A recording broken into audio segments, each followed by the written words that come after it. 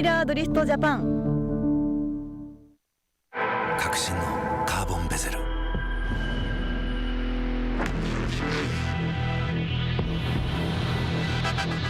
Bluetooth 搭載 G-SHOCK カシオ。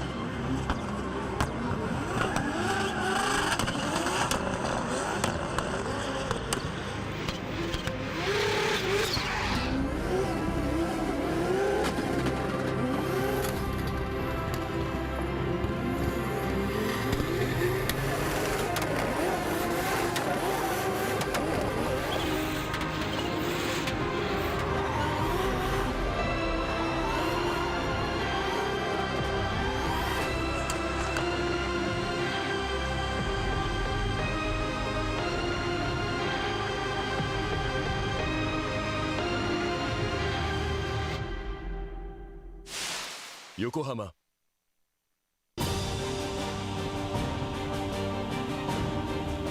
The brightness called brilliant, blinding and vivid.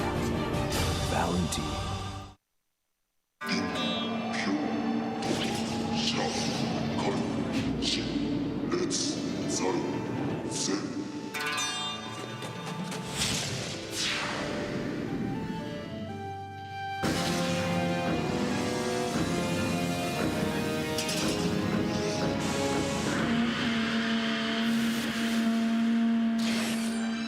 Ultimate lubricant. Mortis.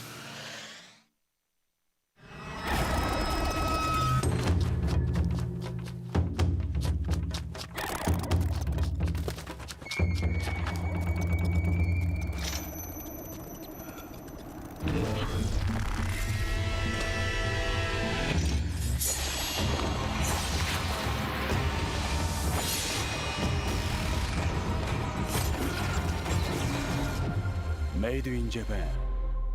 Breed. 伝統と革新、小倉クラッチのテクノロジーを凝縮、チャンピオンを取るためのクラッチ、小倉レーシングクラッチ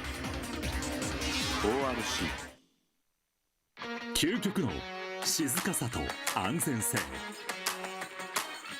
オンロード、オフロード、世界中で活躍するケンダ。その信頼を支える静音性、安定性と対摩耗性、世界が認めた技術と信頼を街乗りで、高品質と納得の価格、タイヤのポテンシャルをあなたに。ケンダ。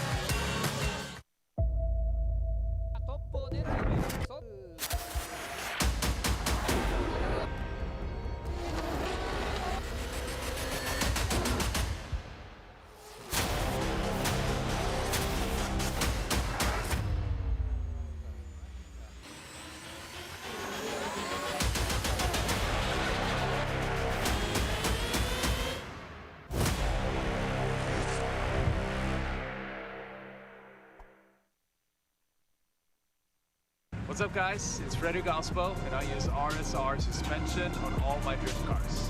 I love RSR. Iyo RSR Ichiban.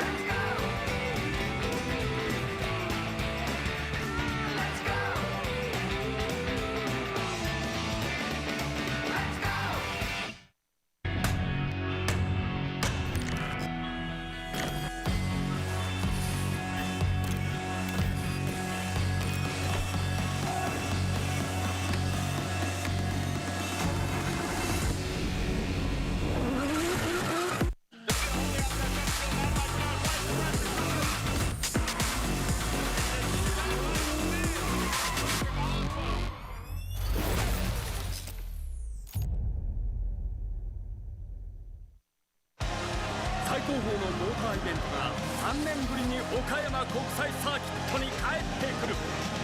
10月8日、9日、モーターゲームス開催。詳しくはウェブサイトをご覧ください。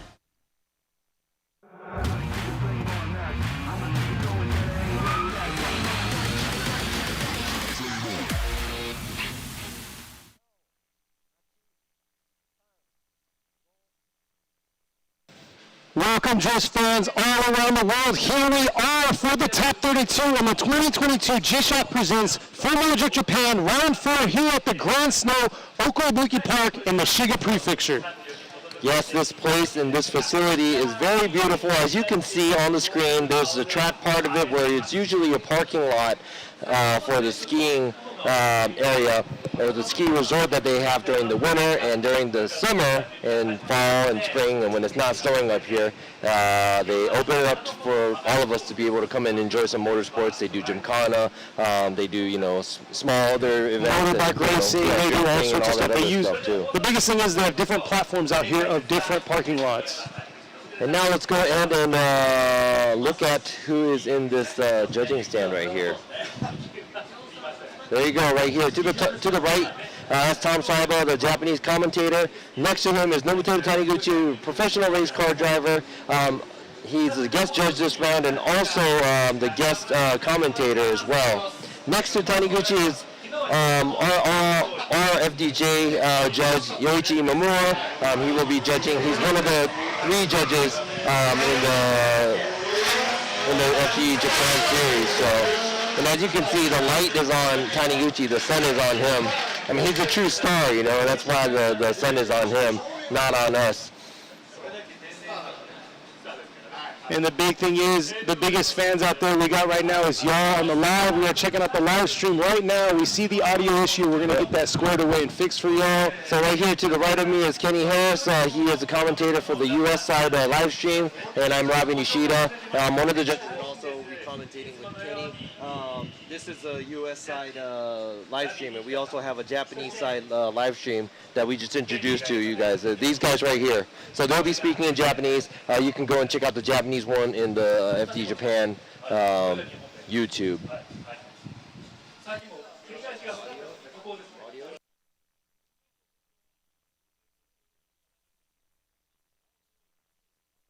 All right, cool. Just wanted to make sure that the audio was okay. We were just trying to read the comments and stuff like that. Thank you very much for giving us the feedback. We want to make sure that we're, you know, all good, so everything's going to be nice and smooth today. We're going to start off with the top 32, but let's go ahead and talk about the girls out there. You know, we have some umbrella girls out there, the Motor Games girls.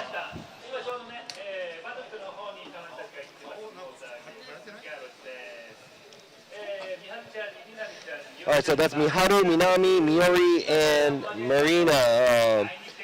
We post some of their information on the Formula Drift Japan Instagram and stuff like that too, so you might want to check it out if you're interested in following them, giving them a follow or anything. But let's go ahead and check out the track right here. This is a drone. We have a drone. I think we're going to have a high-speed drone that's going to be chasing the cars too. I'm not sure yet. We will see. But here you go. There's a teardrop that we have here at Okuibuki. The track is a little bit different from how it was before. It's cut down a little short. It doesn't go all the way to the bridge, but it's still thrilling because we did see some contact with the wall during practice, and also from yesterday's qualify coming up the hill on the straightaway, and the straightaway is pretty long, as you can see right there. Here's the top 5 qualifiers. Number 5 is Yukio Fausto in the Sidex Japan with Liberty Walk S15. Yeah, his first run I was kind of questionable about, but this second one right here, he did a hard flick into that outer zone 1 and that outer zone 3. But here you go, coming up number 4 is number 57, Kanto with the Ling Long Tire Drift Team Orange JZX 100 Chaser. This kid's done phenomenal all year round, so I'm expecting high expectations for him in this round of the top 32. Oh, that was a pretty cool move that he did. And here you go, last event's winner, Hokuto Matsuyama in the Trail Motor Apex Racing TMAR GR86 right there. Look at that angle. I love that rate to angle there from coming up the straight. Full counter all the way through, and I think he did dip a tire here and there, but a very beautiful run. And almost a duplicate car just by the looks, but man, drivers are definitely different. Here goes Daigo Saito, number 87, with the Trail Motor Apex Racing TMAR GR86. Did a phenomenal job, but unfortunately it came down to his second run to see who was going to sit in that first place qualified position. Yes, and the current FDUSA driver, also Wakaru Masayama from Goodride Motorsports, driving the GR Yaris, not Taurus, Yaris. He got a 97-point run. He tied with Daigo Saito, but he took out, for qualifying that is, he took out the XFG USA champion right there, so he is flexing on him right now. So let's see how far he can go today.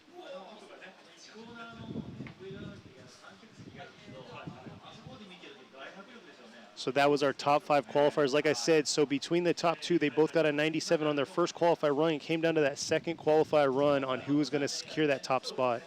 Yeah, so we're about to start the top 32. You guys are back for that. Yesterday we did do the qualify, and we shrunk it down to 32 drivers from 48. And hey guys, I know we always start off with, like, you know, small audio issue and stuff like that. But you know what? This is live, and we're way in the mountains. You guys, you got to give us a break. But you know, that's what's cool about live too. All this trouble, you know. And exactly. Also, why do you want to even hear us? I don't want to hear Kenny, you know, blabbing away, or myself, you know. I want to hear the cars. I did my voice check this morning. Me. No, not really, but definitely the cars are going to be ripping right across, right in front of us. We're right behind outer zone 4. You saw the overview. If you haven't seen this track before, this is a very common track. It's an uphill battle to outer zone 1. And it's definitely going to be a test because there's a wall right into outer zone 1. Yeah, so you got 4 outer zones. It's outer zone 1. After that, you pass that through the bridge, another outer zone, second outer zone on the right side, then slightly longer, deeper third outer zone, and a fourth outer zone on the left. But here we go. Right. Let's go ahead and get this 2022 G-Shock Presents Formula Drift Japan Round 4 Grand Snow Okuibuki Top 32 is about to kick off. Right there at the line, you got Masayama and Ito. But before we get started, remember the Cone guys. They're about to have some action right now. Go check them out. The Instagram should have them popped up. We did a live video earlier, kind of introduced them, but they're excited and they're pretty surprised that they were the talk of the event. All right, so the number 1 qualifier, Wataru Masayama, current FDUSA driver versus Monkey Ito. First battle, top 32. And here we go, coming in real hot right here. Masayama ripping into outer zone. They're taking out both cones right there. It looks like Ito's struggling just a bit behind him with the proximity and keeping that angle throughout this track. But man, Masayama giving a few tires right there. All right, so right now, Masayama did a good job, but I'm not going to say that's going to be a 97-point run. He did dip 2 tires off the outside zone 3, but he did a fairly good job. Kind of took it easy on the flip on the outside zone 1, but he is right on the line on the outside. Does an okay job on the outside zone 2. Right there, outside zone 2, good tires. Meanwhile, we see Ito in the back. He is a lot shallower in angle. He tried to stay on the same line, but he does take a smaller line at the outside zone 1 just to keep the proximity. But after that, he tries to stay on the same line, but he cannot make it tighter. Right there, dives in a little bit more, and can you see the angle difference from the chase car, Ito, trying to play catch up to Masuyama. So now we're going to have to see what's going to happen when they switch places. Yeah, that huge correction he made in outer zone 1 is going to be very negative effect to what's going to happen here. So it's going to come down to Masuyama on his chase and on how he develops himself throughout this track. And we always say we watch the lead to lead versus chase to chase, and that's how we come up with the winner. 3 judges are going to vote for the winner. Is it going to be driver A, or driver B, or one more time? And whoever gets the most votes are going to be moving on. And if there's more votes for one more time, we're going to have one more time back. So this time Ito is in the lead position, while Masuyama is going to be in the chase. And now here they are, whipping up the strip into the 3-2-1. Nice job by Ito. Nicely run through outer zone 1. Can he clear? Look at that. Masuyama trying to close that proximity right here through outer zone 3. Dialing it in. Nice job right there. Both lead and chase into outer zone 4. And a strong finish by both drivers. So I would have to say that was almost a textbook chase run by Masuyama. Not pushing it that hard, but staying on the same line and keeping the same angle as the lead car. Ito trying his best. Obviously, he is the number 32 qualifier, but it looks like he picked up some tips during practice because his lead run looks pretty good. Doesn't dip tires, but it looks like Masuyama is able to keep up with him a lot easier and does not make a mistake like Ito did at the outside zone 1 when he was entering. Here's drone footage right here, as you can tell, where Masuyama is on the same line and keeping the same angle, chasing Ito. And he does a very good job. If he was a little bit closer, that would have been probably perfect as a chase car. But let's go ahead and see what the other judges have to say as well. But yeah, most definitely what Ito, the big correction he made for his chase run. There you go, Taniguchi going with Masuyama, Imamura. So Wataru Masuyama gets the win, and we'll be moving on to the top 16.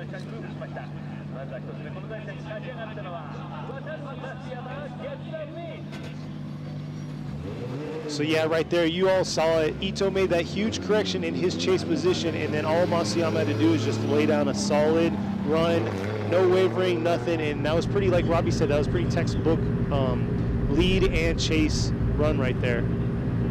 Yeah, so Masuyama moving on to top 16. And it was a good hustle by Ito. I mean, just think about it. If he was able to make that lead run, the same lead run at the qualifier would have put him in a different place. But let's go ahead and move on to this next battle. Next up, you can see at the line, Cusco Racing teammates right here. You have Kiyoya Minoa going against Yusuke Kusaba. Minoa, 13 years old, just started driving this GR Yaris just a few weeks ago, and here he is in the lead position coming around outer zone 1. Kusaba dialing it in. Closing that, oh, a little bobble there by Kusaba. Is that going to affect him the rest of the way through outer zone 3 and 4? And there they are, ripping across the finish right here.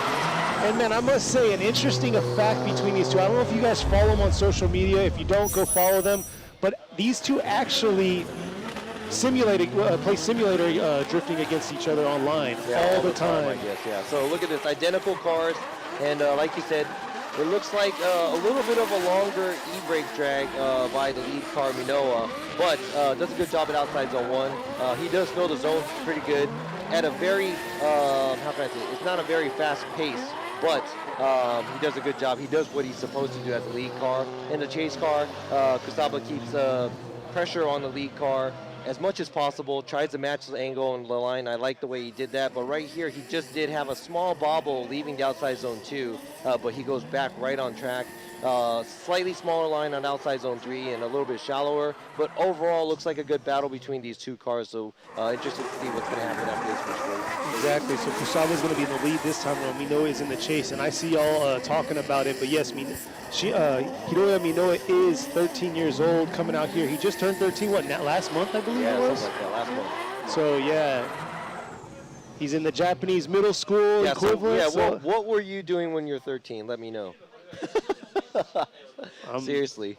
Like this, playing Mario Kart, I think? Yeah, that's the most racing I've played. Exactly. Well, here we are, Kusaba in the new GR86 going against Minoa in the new GR Yaris. Here they are coming around, both 2J power, ripping in the outer zone 1. Nice shot by Kusaba, carrying it all the way through the outer zone 2 there. And right there, Minoa diving in on him into this outer zone 3. Nice job. Are they both going to be able to hold it all the way through this outer zone 4? And it looks like Minoa took a little bit shallow line through that outer zone 4. All right, so let me go ahead and see this because this is going to be a close one, I think.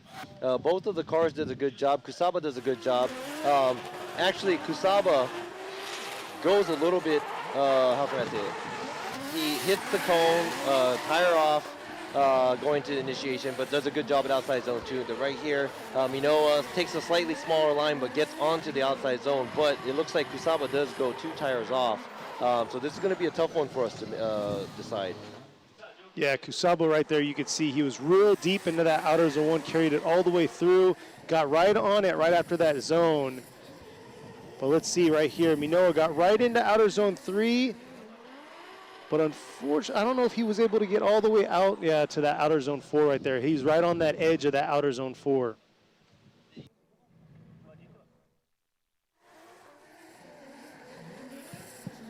Here's the chase footage right here. Yeah, we were a little nervous there for a minute for Minoa because at first during practice, literally I want to say 15 minutes ago, he did his last run and then something mechanically went wrong. His car he shut his car down and they had to tow his car off. So we were like, wow, he's the second battle up in this top 32. Are they going to be able to get this car squared away and ready? And it looks like the Team Cusco race team got everything squared away, or the mechanics did. So hands down to the guys in the behind the scenes taking care of business with these cars, and they're definitely busy because all 3 of their cars made it into the top 32. So we'll see here.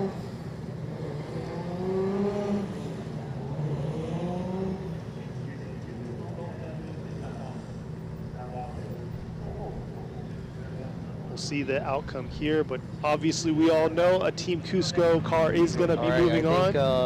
Yeah, Team Cusco car is moving on.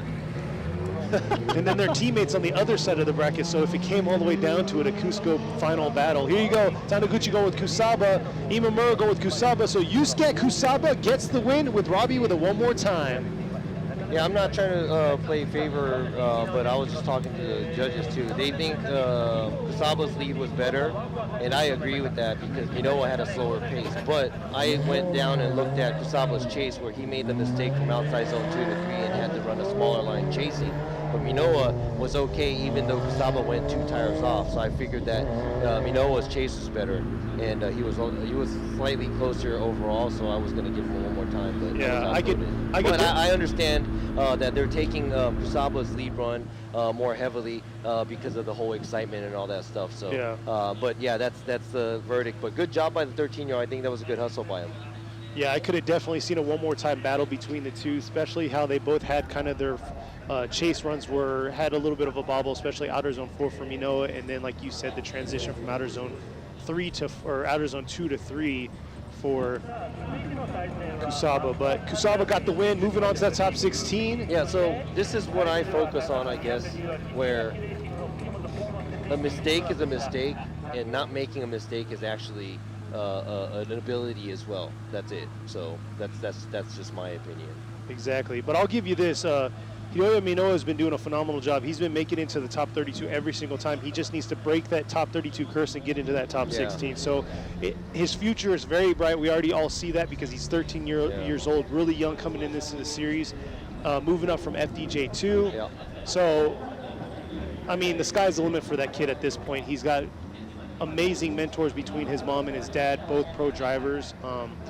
So yeah, I mean, I could say it all, I could talk about it all day, but yeah, definitely go follow him on social media. You can see the growth in what he's doing behind the scenes on his driving skills and everything like that that's going on in his life. Let's see here. I think that was a competition timeout that they called because they were supposed to be at the line, and if they're not at the line, they would have to either call a competition timeout or throw in the towel. But I think he's going to the start line, so I think that was probably a competition timeout. Yeah, and earlier during practice, Fujimoto came in real hot into the 3-2-1, and it looks like his e-brake or something locked up on him, and he actually spun out, and he had to get towed off the track. So hopefully they got all the kinks out of that car, because unfortunately during practice on Friday, he suffered some wall damage. He was crossing the bridge out of outer zone 1 and his rear right clipped the fixed wall. So it's not the wall that kind of gives some breakaway, it was the fixed wall that goes to the bridge, and it took out his whole right rear. Looks like Matsukawa's back at the burnout box. You can see him right there, getting ready to get his tires warmed up. He's going to be battling against Fujimoto in the S15. So you got a 1GR twin turbo going against a VE head SR. Yeah, so I think the AE85, I'm just going to call it the 86 because it's easier. Yeah, the 86 is For probably easier. a little bit lighter than the S15. I would have to say it would be a lot lighter if it had a smaller motor in it, but like you said, it's even though it's an aluminum engine, I think I'm not sure, I think it's 2GR, but 1GR, which one is it? It's a V6 twin Yeah, turbo so it's Toyota a V6 engine. There you Toyota go. twin turbo. So it's it's a 1 or a 2GR, I think. And yeah, that's an all aluminum engine, and usually comes in the current cars where they mashed it into a 30-somewhat-year-old car. But it's still light, and the S15 is just all standard SR, like you said. It's a VE head, so it probably revs a lot better. And I remember they were talking about it. It probably pushes about 500 horsepower or so. So even the horsepower difference. It's interesting to see in these cars, but since it's a smaller track, I'm not sure how that's going to play. Oh yeah, and his pit guy / spotter is you just did a video on him. Yeah, Yoshinori Koguchi is a legend. Yeah. Legend in the, legend 180 in the world drifting industry. Yeah. So there you go. Looks like they're ready to go. Both cars at the line, going through the chicane now. Matsukawa's in the lead while Fujimoto is in the chase position. Here they are coming up the strip into the 3-2-1. Man, Matsukawa taking a huge gap on him right now, but looks like Fujimoto's dialing it in right there, closing the gap. It looks like Matsukawa's right back on it, taking a shorter line by Fujimoto, holding that E-brake a little longer for that transition. Fujimoto just trying to make up that proximity gap throughout that track. So Matsukawa's lead, he looks like he is flying into outside zone 1. He does go tires off, I think, from what I see. Let me go ahead and check out the replay right there. Tire off at outside zone 1, but he goes really, really deep, which is good. Kind of goes shallow on outside zone 2, but regardless, it doesn't matter because when he's leaving outside zone 3, he bobbles. So I'm not going to say it was a perfect run, but it was a very good run. But chasing Matsukawa, Fujimoto is taking a smaller line, a lot shallower, and he's just trying to just keep the car drifting. Look at that, almost going a tire off on the inside, going from outside zone 2 to 3, and taking a shallower line through outside zone 3 to 4 too. So yeah, but looks like from that outer zone 2 to 3, Fujimoto really let his car delay to try to settle in and get back on it. So that's going to really affect him. Yeah, I think this track, since you have to have a lot of angle, and obviously you have to have a lot of angle wherever you drift at, but here it's tough when you're trying to keep it gripping. The car's going to go a different way than the driver thought. If you don't have angle, then the car's not going to come back. If you have shallower angle, the car's going to go wider. So we'll see here this time. Fujimoto is going to be in the lead position while Matsukawa is going to be in the chase. And we'll probably talk about it more, but the biggest thing that we found out at the FDJ2 event is if you take a shorter line, you're losing like the course becomes 5 car lengths shorter, essentially. Yeah, at a 250 meter track, you lose like 5 cars almost. And here we are right here, Fujimoto, nice job. Real shallow into that outer zone 1. Matsukawa kind of doing his thing, dialing in, closing that proximity, but making good judgment on what Fujimoto is going to do here throughout that outer zone 3 and outer zone 4. And Matsukawa making huge contact right there through that outer zone 4.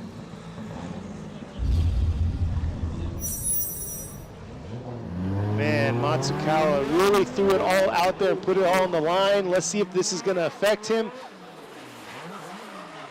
This is going to be a huge look at the replay here through that outer zone 4. But yeah, coming in from outer zone 3 to outer zone 4, there's a wall right there that they're drifting into. Here you go. You can see a good area right here.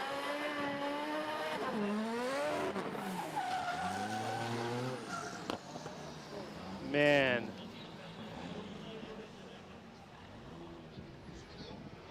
Came all the way down to the end for Matsukawa. Here's a good overview right here.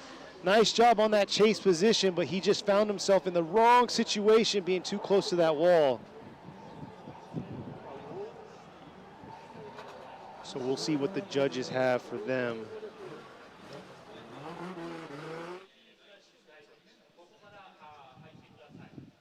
Wow.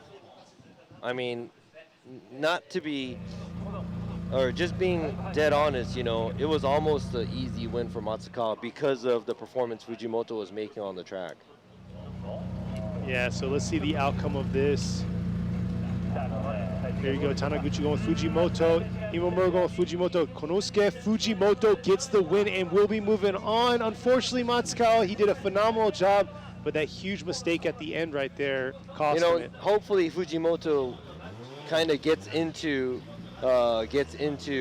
his mood or mode or something to be able to do a better lead run, because I mean that was almost easy to call. That could have been Matsukawa's run, but you have to finish the drift because that's the track, and you have to make sure that you're straight. No, I'm sorry, you're drifting through the finish line, and unfortunate for Matsukawa, that's an incomplete, and nothing could be an incomplete, even if it's a not so much of a good run. Exactly. Next at the line, looks like they're ready to go, is Yoshihiko Tamagawa in the lead position going against Tadahiro Fukada.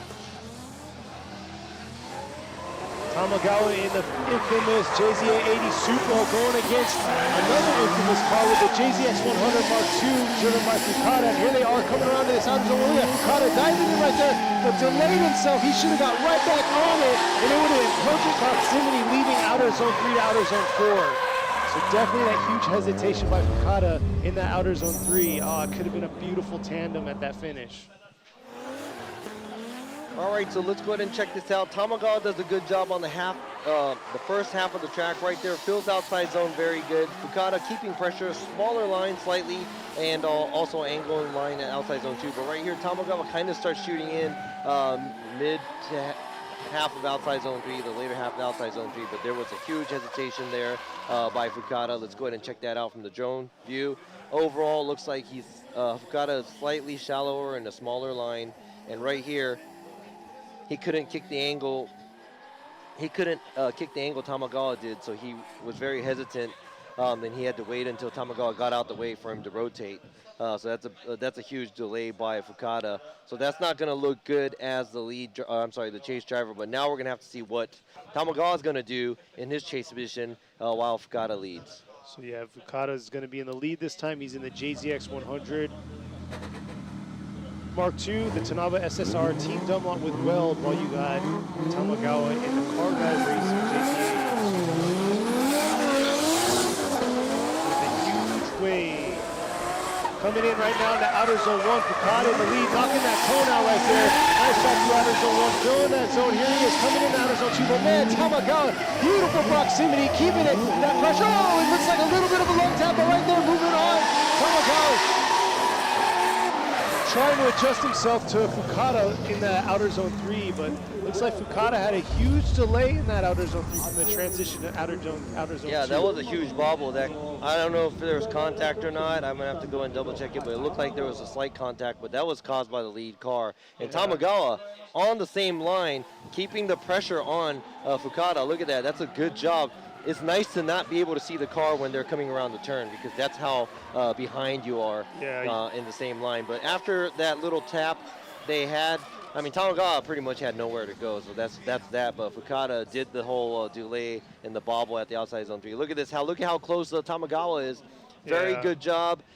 Yes, he's not as out on the line as Fukada, but being able to stay that close and matching the angle, that's really, really, really hard. So I think Tamagawa did a really good job as a chase driver. No hesitation. He got right back on it. Taniguchi's going with Tamagawa. Imamura going with Tamagawa, and it looks like Yoshihiko Tamagawa gets the win. And it's not Tamagawa reverse. The VS is I know, it just blends into it. But yeah, Tamagawa gets the win, moves on into the top 16. So he's going to be battling Fujimoto, who made it into the top 16 at the second battle of top 16. So that's going to be interesting as well. Yeah, look at that. Everybody's favorite car, JZA80. And like he said before, you know, he got this car many years ago. I think he said his friend gave it to him or something like that. So it's like, that's a really nice friend. If I had a friend that'll give me a JZ80 right now, I'd be really happy. So I would too. Anybody out there wants to be my friend, Just get him wants to get me a JZ80. I'll get you on a toy car. Not a Tommy car, a Hot Wheel, because those are only, you know, like 99 cents. So right there, waiting at the burnout box, that is Yoshiya Esaki. And going against Yoshiya Esaki is Kanta. Kanta is one of our points leading drivers. I think he's within the top 3. He's second or third. He's third right now on points. And Esaki, he's always coming in with a very low-powered vehicle, but he's a privateer trying to make it into this tough competition. So like Robbie was talking, he's talking about points here. So Kanta right now is sitting at a 192, third place right now. The number 1 right now is Kohashi sitting at 225. Which is his teammate. It's teammate, but that's the thing, like that's not a huge points gap between the two. So this is definitely huge. Kohashi made it, and Masuyama sitting in second at 210. So it's very tight up there, but unfortunately Suenaga was unable to... Matsuyama. No, Suenaga, which is in fourth. Matsuyama. I said Matsuyama. You said Matsuyama. Yeah, I think he's here, because Masuyama and Matsuyama almost It's are very- I similar. know. No, it To is me, it's similar. very similar, but to maybe the Robbie, he has a more of a Japanese instinct. Can definitely depict what I'm flawing on. All right, enough about that. But yeah, Suenaga sitting in fourth at 190. Unfortunately, he was unable to compete yesterday and qualify, and it's going to ding him. But here you are right here. Kanta sitting at the line in the lead position, while Asaki with the SR-powered S15, he's sitting in the chase position.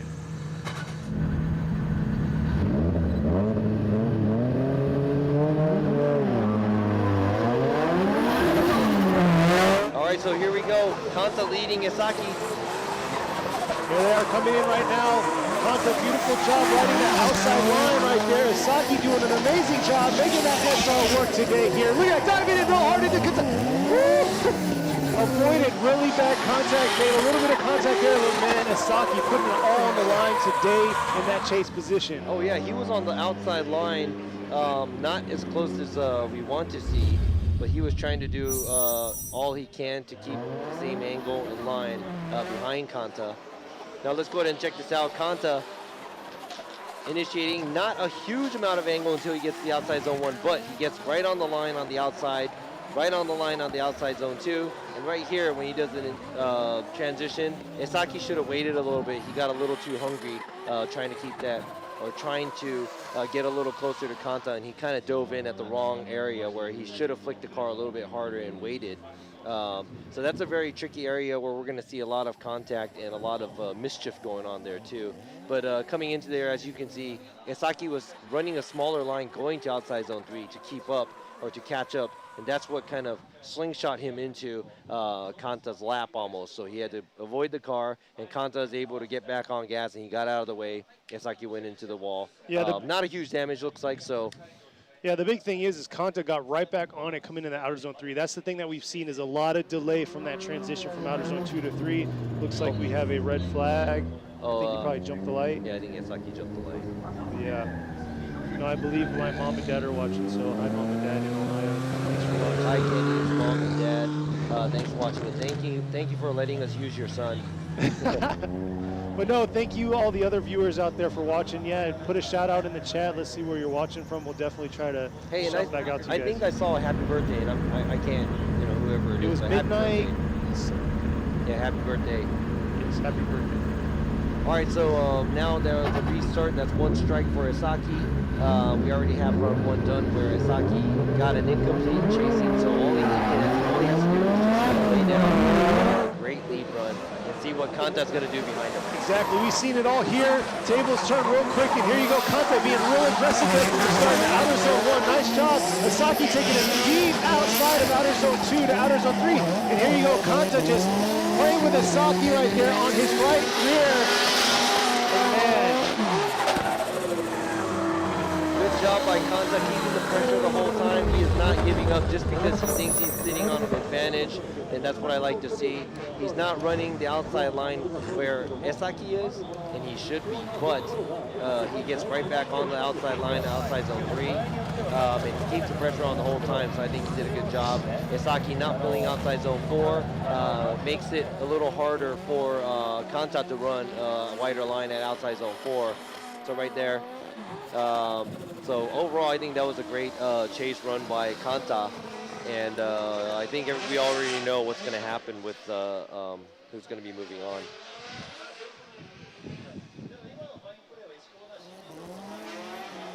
Beautiful job with proximity for Kanta. And man, looks like they had a little love tap right at the end. And I got to give it up to Esaki too. I mean, he's rocking an SR, and I'm pretty sure he's like only like 400 horsepower or 450. And here you go. Good job. All judges to the left for Kanta. So Kanta gets the win, and we'll be moving on to the top 16. Yeah, so like I said, great hustle by Esaki. Hopefully he can make it up higher next event. But congratulations to Kanta. He is moving on, and I'm pretty sure getting on the top of the podium is what he is gunning for. So let's see how far he can go here today.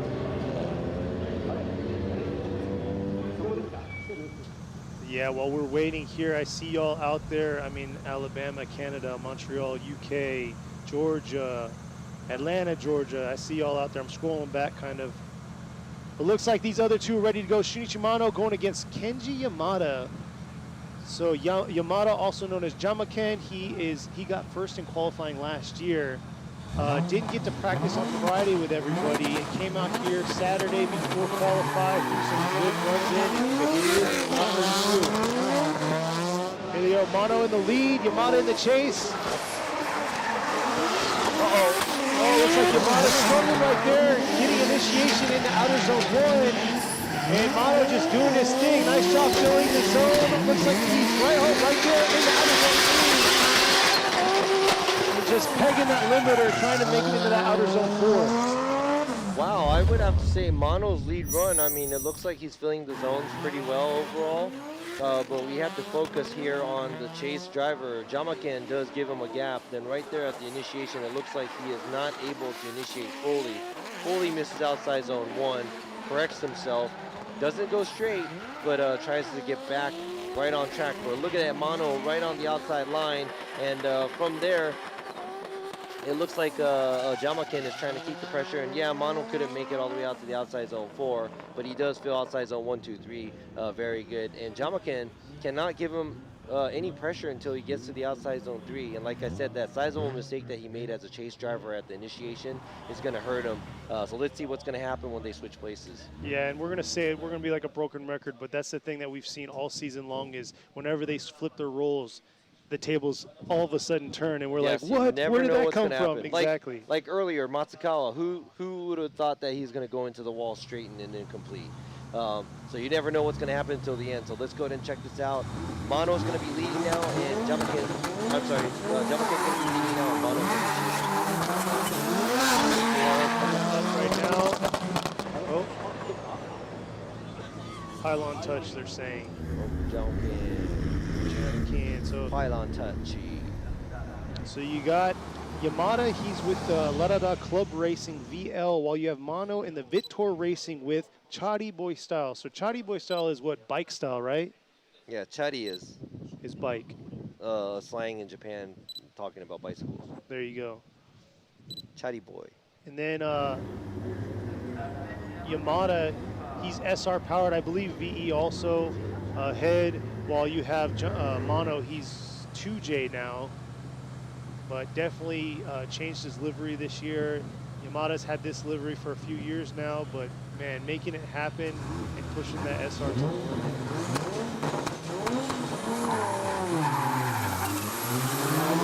Here we are. Mano needs to close that proximity gap right here, and man, Yamada coming in real high to that outer zone 1. Yamada trying to save himself here and close his proximity between Yamada, but Yamada doing a beautiful job in that lead. Look at that nice line through outer zone 3, coming into this outer zone 4, and man, what a lead run by Yamada. That was a very impressive lead run by Yamada. And I would have to say the biggest flaw of mono is there's just a sizable amount of gap in between these two cars. And if we get down to, power, grip, and all that stuff, it's never ending. But At the end of the day, it's tandem battles, so is it inactive? Maybe not, but he was definitely like 3-4 car lengths back, not making it the exciting run that we want to see. So it's a lot for these judges to take in, because they got to take in also Yamada's mistake he made early on entering into outer zone 1. It was almost like a double initiation or reinitiation. yeah, this is going to be a hard one for the judges to decide.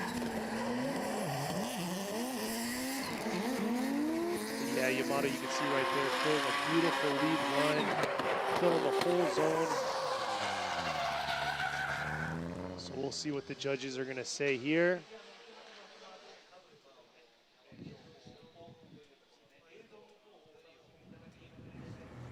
There's a camera right there. That camera is actually on top of the man lift that we have out here. So he's catching the views from the start line all the way up to outer zone 1. Here's another replay this time. Oh, once again, it's with Yamada in the lead. We might see the other replay with Mono in the lead. And you can see right there, early on, Mono left a huge gap. For those of you that are just tuning in, so far we have finished the top left portion of the bracket. We still have the second half of the left side of our bracket, and then we're moving on to the right side. If you misqualify, we were getting messages that was probably one of our most exciting qualify sessions we had all year. So if you missed it, go check it out. There's the fans right there. We have vendors booths behind them. We're gonna have FMX out here between the top 32 and top 16 events. So definitely try to make it out here. You can see some cool motocross, bike jumping, and you can catch some good food out here, and then you can catch some of these vendor booths. Let's see this replay again, a side-by-side between the two. Yeah, so this is going to be hard for us to call. But you know what? Looking at this, you know what? This is nice that we have a side-by-side. Now I can make the decision. And then he goes silent. But no, that's good. The side-by-side is perfect for us to see where exactly they were positioned throughout the track and the mistakes that they made, and see which one's way heavier than the other. Yep. Here you go, Taniguchi go with Mono, Imamura go with Mono, and look at that, Shinichi Mono comes with it and wins right there and moves on to the top 16. Congratulations to Mono. Better luck for Yamada next time. Just want to talk about that real quick.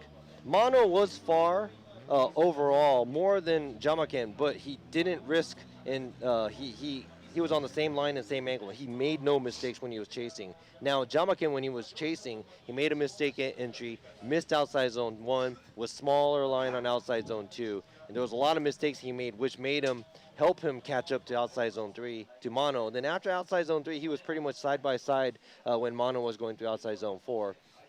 So overall, we looked at it, he was a lot closer, but there was more mistakes made by Jamaken than Mono. Now, flipping it back to both of the lead runs, Jamaken did fill outside zone 4, but Mono didn't do that bad on the lead run as well. So comparing everything, mashing it together, Mono's going to get the win. There you go. Thank you for that explanation, because, yeah, a lot of questions out here on the chat going, what's going on? But look, coming up next, we got Yukio Fausto going to Ikuo Saito right here. Man, Yukio Fausto making it happen right here on his lead run. Beautiful job through that outer zone 1. Throwing a smoke show. Saito just needs to stay inside that pocket and not get lost. Oh, and Saito losing it right there. Getting lost in that smoke into that outer zone 3 right there. And Fausto just making it rip and doing his thing. Beautiful job by Yukio Fausto in the lead. Let's see this replay right here.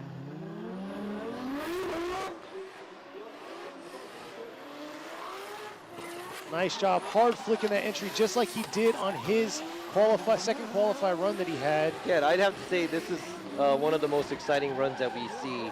And there's not a whole lot of drivers that does it. There's probably only a handful that does this kind of run here, even through qualify yesterday. And that's why he's the number 5 qualifier yesterday. And behind him, Saito, shallower line, shallower angle, tries to get back on the same line and angle, but he can't outside zone 2. Dives in a little bit, swings the rear end around a little bit too much, and couldn't hold it in pretty much a half spin, so that's an incomplete for the chase car. So pretty much that's it for Saito as a chase car. Now we're going to have to see how well Fausto is going to chase Saito, and we're going to have to see Saito. He's just going to have to lay down a crazy lead run. And this is going to be very interesting because Fausto definitely has to dial himself into Saito's driving, because Saito drives a lot less aggressive, less flicks like Fausto. So we'll see right here. Here it is right here. Fausto in the chase, Saito in the lead. Saito taking it a little easy, but coming in real hot in the outer zone one. Fausto trying to dial it in and close his proximity and get a feel for what he needs to do. And look at that right there. Coming in right there, diving into that outer portion of the right side of Saito. Yeah, so not an aggressive chase by Fausto, but not an aggressive run by Fausto as the chase car, but he stays on the same line and angle as Saito. Saito doing everything he can as a lead car. He fills outside zone 1 okay, and right here outside zone 2. Doesn't throw as much angle as the lead car or as Fausto, but does a good job in outside zone 3. Now let's compare the lead to lead. Whose lead was better? Is it Fausto's or Saito's? You might already know the answer right there, talking about excitement and angle by both those lead cars. But Fausto kind of giving it a little bit of a room, but not making a mistake as a chase car. So this might be a little bit easier for us to call because of Saito's incomplete as the chase car. All right, here we go. Taniguchi going with Fausto. Yoichi Mamura going with Yukio Fausto. So it looks like Yukio Fausto with a side extra pen with Liberty Walk S15 gets the win and moves on to the top 16. Great job by Fausto. Always a pleasure to watch him, his lead runs. He's going to dial in his chase as he goes up the ladder, I'm pretty sure. And good hustle by Saito. Hopefully he can make it up further for the next round. Next at the line, already ready to go, coming all the way from the U.S. in the lead position this time is going to be Ken Gushi with a Kazama Auto with Power Vehicles, while he's going to go against Kazumi Takahashi, a tough contender right there in the E92 BMW with the Team Ito Auto Hirano tires. Sorry, I'm reading my own writing right now. He had a brain fart. There you go. So let's see, Ken Gushi has a lead car.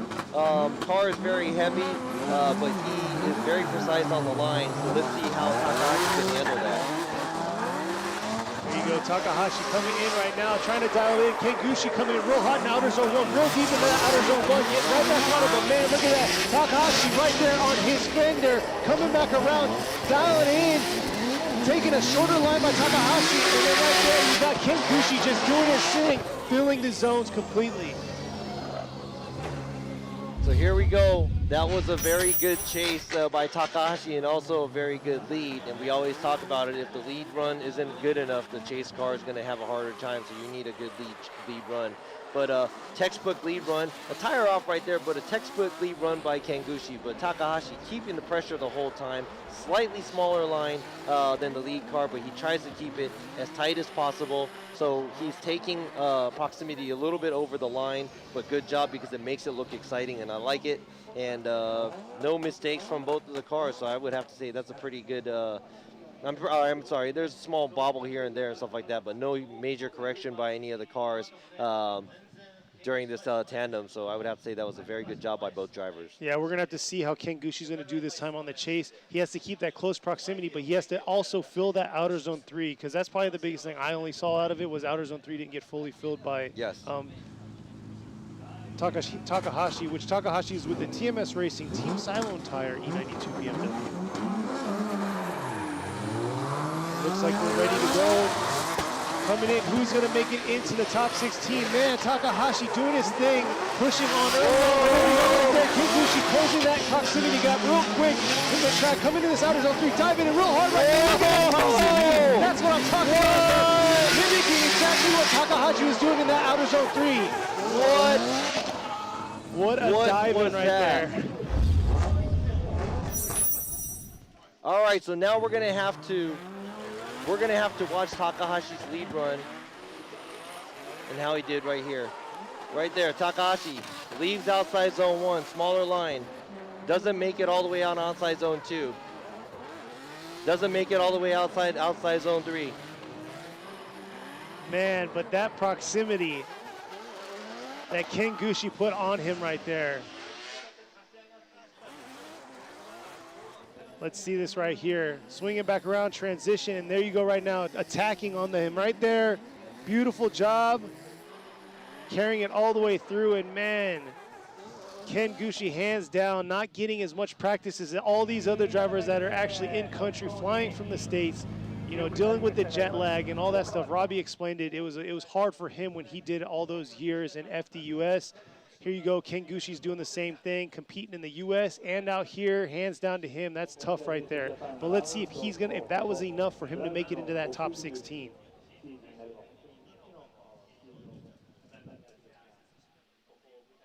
Got our line crew out here, taking care of the track, making those zones very visible for these drivers. Let's see this replay one more time, a side-by-side between these two.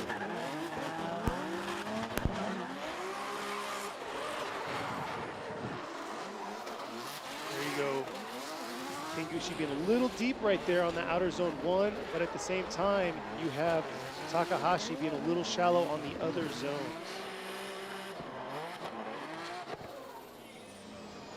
So it's going to be a tough call for these judges.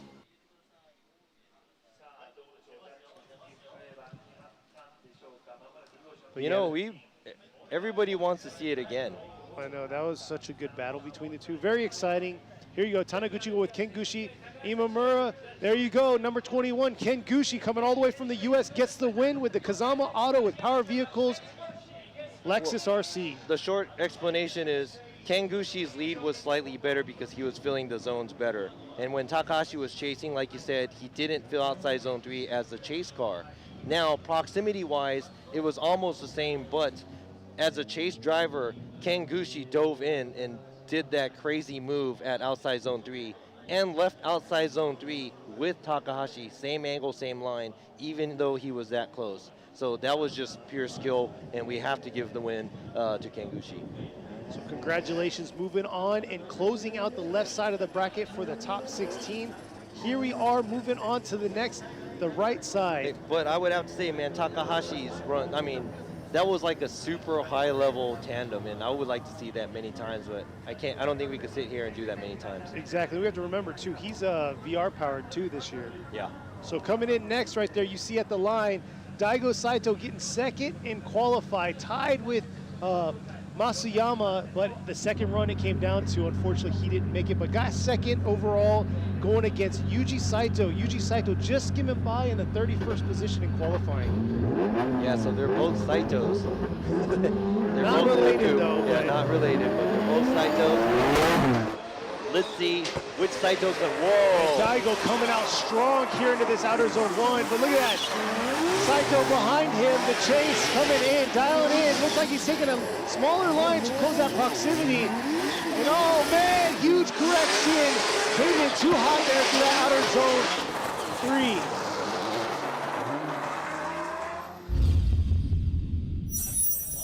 3. Man, All right, Daigo so out here. he blasted him from the start, but it looked like Yuji Saito started to creep up on him too at outside zone 1. But I have to say, great job at Daigo Saito.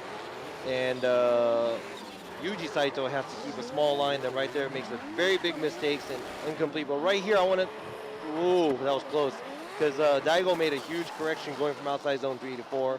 Didn't get an incomplete, but that's that's a sizable mistake by the lead driver. Yeah, but we have to keep that in mind, and now we're going to switch places and see who's going to Yeah, it was very close, but you can see right there, Yuji Saito coming in real hot from outer zone 2 to 3. So if you remember last year, he actually made contact with Hibino into that outer zone 1, into the wall. They both wiped out, I think it was like for the grade 8 or final 4, but came down to the line, he came in hot, too hot, almost like he did in outer zone 3 right there with Daigo Saito. So now we have Yuji Saito in the lead coming through the chicane with Daigo Saito on the chase.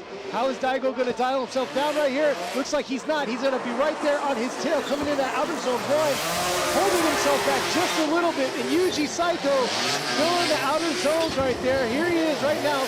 Daigo not making any corrections, keeping that close proximity to Yuji Saito throughout that run right there in the chase position. All right, so I would have to say as a chase car, Daigo did initiate a little bit too early. Didn't make it all the way to the outside zone 1 where Yuji Saito was. But keeps the proximity tight, stays close as possible with the lead driver. And right there, as a lead car, Yuji Saito does a good job filling the zones. But Daigo Saito keeping the proximity the whole time. He is on a smaller line overall, but that is not going to turn over the incomplete that Yuji Saito made as the chase car. Right there, and I would have to say that's slightly a stall by Yuji Saito. And watching the last event, I could just only remember when Yuji Saito was leading. There was some things going on that I didn't like. Here you go. Taniguchi, Imamura, and Robbie Nishida go with Daigo Saito. So Daigo Saito gets the win, and he'll be the first one moving on to the top 16 on the right side of the bracket. Congratulations to Daigo Saito. Good job on his lead run. He needs to work on his chase a little bit, I think. But Yuji Saito putting up a good fight. Unfortunate that he's going to get knocked out at top 32 this time, but hopefully he can do better next time. There you go, fans right there supporting their teammates. Next up at the line, we have Masanori Kohashi going against Yuta Komatsu.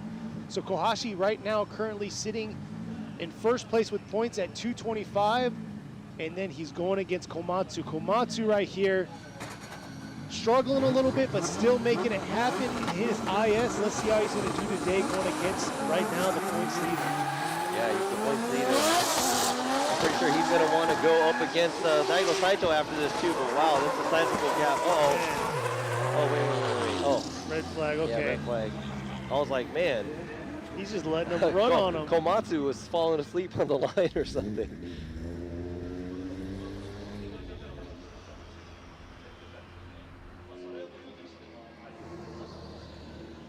So that's a restart. So the drivers will be they're gonna go back.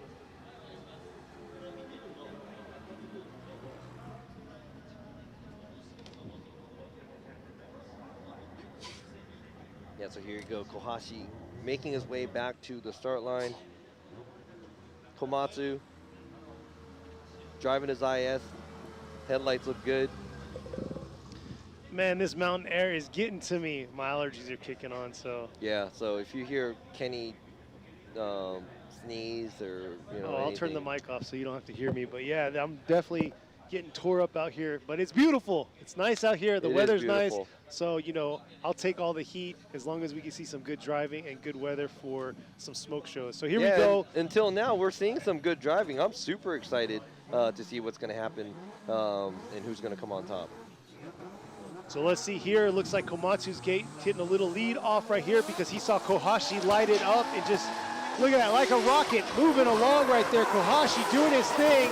And man, Komatsu needs to close this proximity gap right here. At the same time, he needs to get to those zones. Unable to get to the outer zone 2 for Komatsu, but Komatsu's trying to sacrifice what he can. But struggling all the way through that track. Yeah, so, Komatsu nowhere near. Looks like he's messed up the start right there because he got blasted after Kohashi left. Kohashi doing his own thing, getting on the line. Good job, beautiful job at outside zone 1. Fills outside zone 2 pretty good. And right here on the outside zone 3, stays on the line. And finally we see Komatsu kind of come into the screen, but still far.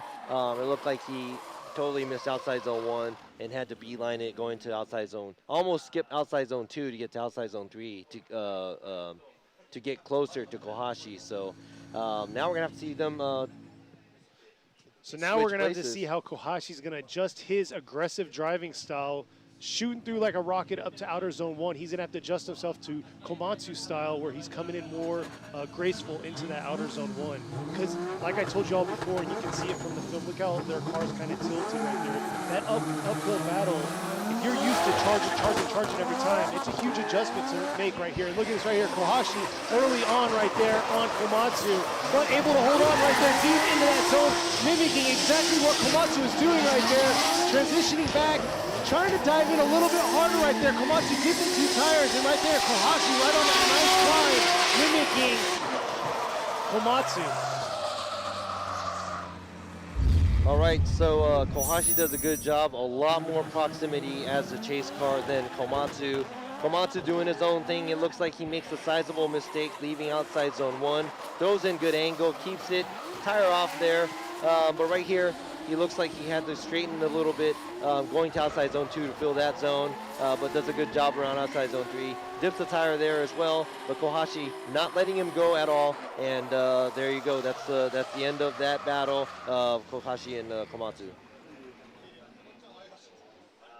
Yeah, Kohashi right here just showing you why he is the points leader, keeping that close proximity. Definitely missed outer zone 1 right there, but adjusting himself and making it right here through outer zone 3 and then through outer zone 4. But yeah, very aggressive driver. Let's see what these judges have for the final call here. Looks like Taniguchi and Imamura are both going left and Robbie Nishida. So it looks like Masanori Kohashi gets the win. And we'll be moving on. He's with the Linglong Tire Racing in Team Orange, which right now they got 2 guys in the top 3. So let's see if Kohashi can continue this streak and keep that top position here for round 4 here at G-Shock Presents Formula Drift Japan. There you go, some of the fans out there. Woo, this is going to be a good battle. We got the FDJ2 champ, Mao Yamanaka. I saw him do some crazy practice runs yesterday. Oh, yeah. Going against this beast of a car and a beast of a driver and a veteran, Tetsuya Hibino. Yeah, Tetsuya Hibino, you can see earlier his whole Liberty Walk fan base out here. They have a booth out here. They're just 100% out here repping. And look at that body kit. Look at the size difference in these cars. They're both coupes. But man, that body kit. Nissan coupes, but one has a... They both have Nissan engines. Exactly. One's got a 2J and one's got a 4-rotor single turbo. Hibino coming in real aggressive into that outer zone 1. But man, look at that right there. Yamanaka doing his thing, showing him why he joined and came in. Look at that hard dive right there in the outer zone 3. Nice job by Yamanaka holding on to that and making it happen. Wow. Wow. Wow, so Yamanaka did a great chase, but I'm going to have to go ahead and dissect this run right here. Both of the drivers, Yamanaka getting really close to Hibino. Hibino initiates, not a huge angle, but on the outside line. Yamanaka, smaller line, but keeps proximity the whole time. Right there, Yamanaka gets right behind him and finally gets back online in the same angle as the lead car. That was a great way to attack right there. So we're gonna have to see what's gonna happen when they change places. Yeah, this is a good battle as well. We've been seeing some good battle. Look at that. Look at how close he got. And like I was telling you earlier, that's where you want to watch and watch out for is the initiation area, how close they get there, and then the transition from 2 to 3. That's where it's going to get close and hairy. So it's going to be interesting. Exactly, because they are losing some of the momentum leaving outer zone 2, coming into outer zone 3, but it's not like the old track where we had that inside clip instead, where a lot of the momentum was getting lost, and then they would shoot and, I guess, accelerate, and the faster cars would always pull against that chase car. But this time, the beautiful track layout, I mean, love the changes. I'm pretty sure a lot of people out there love the changes, but let's see how this is going to turn out for Hibino when he's in this chase position going against Yamanaka. Yamanaka, the young buck coming up, leading points, or the champ of the first ever FDJ2 series. Here he is making a statement right now, coming into this outer zone 1 here, coming up real hard, but looks like Hibino's holding back a little bit for him. Man, Yamanaka early on, huge initiation in outer zone 1. Hibino just struggling to keep that car sideways. And here he is right now taking a smaller line, just holding on to Yamanaka. Just filling that zone completely. Hibino unable to get that car to that outer portion of that zone and hold that angle. So very unfortunate for Hibino.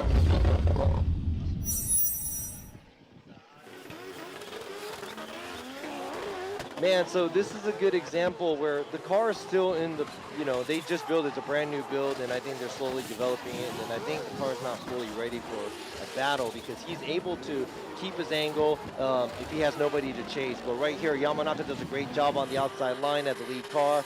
And pretty much, I think Hibino's car, his angle kit, probably they're still in development and all kinds of things where the engine and all this other stuff. he's a great driver that could drive everything, but everything has to match up, and they still have to work on things with this car. So definitely, I'm not sure if that was a mistake by him or if that was because of the car. Hard to say, but You can see right there, judges went right for Mao Yamanaka, making a statement here, moving on to the top 16. But yes, unfortunately, with the Liberty Walk car with Hibino, it's just that thing's such a beast, and he can handle it beautifully. They'll when be he's back. in the lead, Yeah, but they'll- definitely they're going to come back with fire. And I love seeing him drive. It's just phenomenal how he it's tears great. it up. Sounds good, great. But you know what? Right there, the FD-J2 champ, rookie of FD Japan, moves on to the top 16. Mao Yamanaka, congratulations. Better luck for Hibino next time. And speaking of new cars that were built, this right here, Jin Horino, he's going to be in the chase position.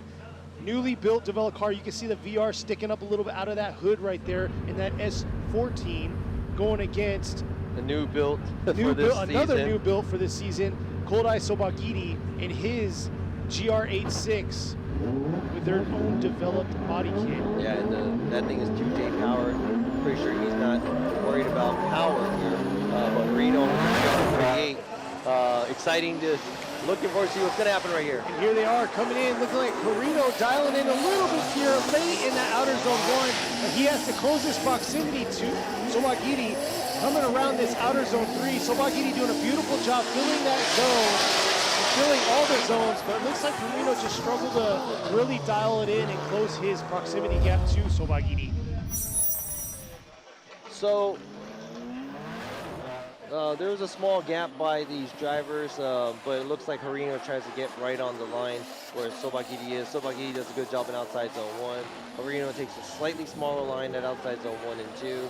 And right here, Sobagiri gets a little bit too deep. It looks like he's almost a tire off or so at outside zone 3, but keeps good angle throughout the track, gets back on throttle as early as he can, and it looks like it's a pretty good lead run by Sobagiri. And I think Harino's doing everything he can to get closer, but he does have to cheat the line a little bit at all the outside zones. Now it's going to come down to how Harino's going to lead and Sobagiri gives chase.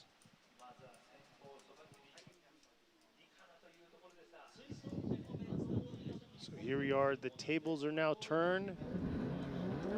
Marino's been doing a phenomenal job in practice, especially in the lead position and on the solo run toward the series. This time, see if he can build himself, but at the same time, Sobagiri's been very aggressive, and right there you can see that early aggression on, coming into that outer zone 1. Nice job by Sobagiri, dialing in right here, coming in this outer zone 2 here. Sobagiri trying to adjust himself right there, mimicking what Horino is doing right there, to outer zone 3 to the outer zone 4 finish.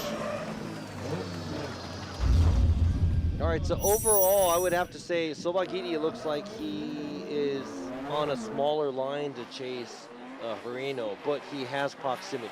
He's a lot closer than when Harino was leading or chasing. And Harino does a good job as a lead car throughout the track. But I would have to say it's almost like saying, Harino's lead would match Sobagiri's lead.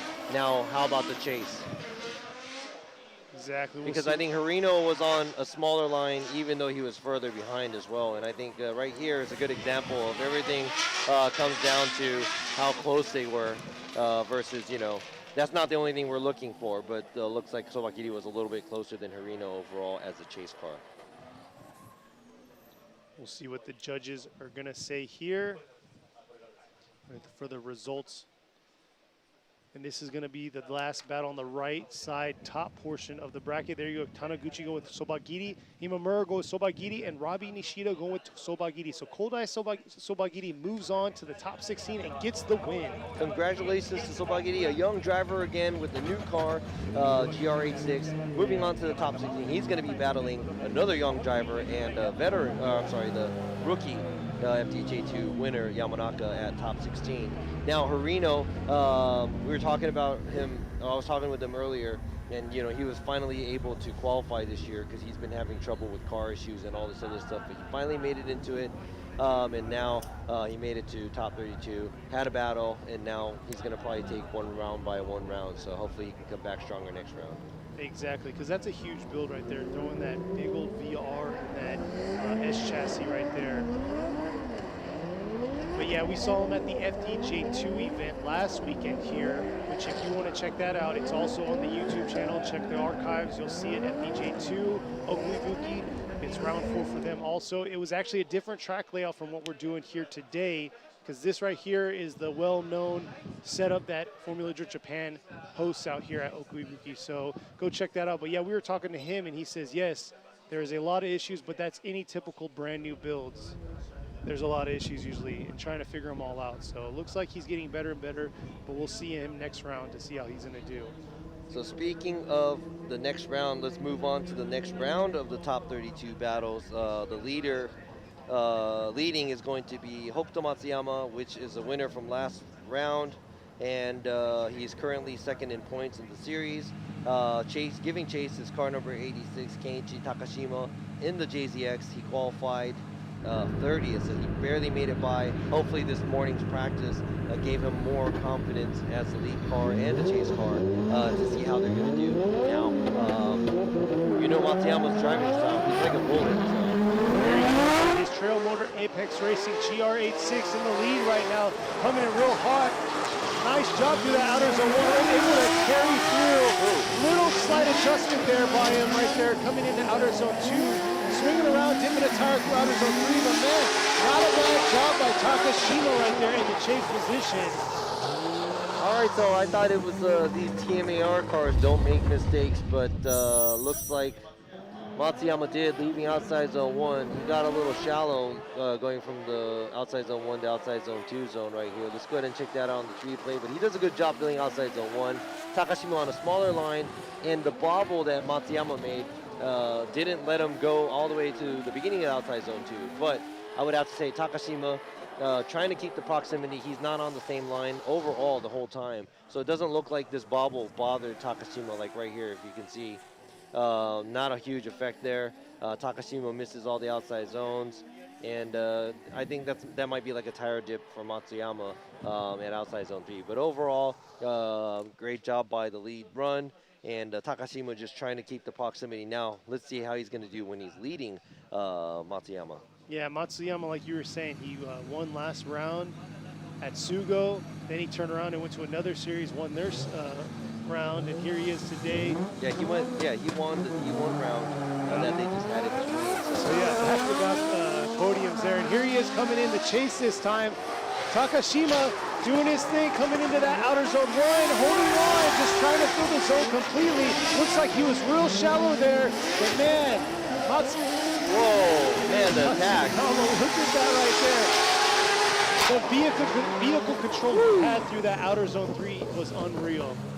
Yeah, so overall, Takashima, I would have to say that's a better job than the run he made for qualified, but he does miss outside zone 2.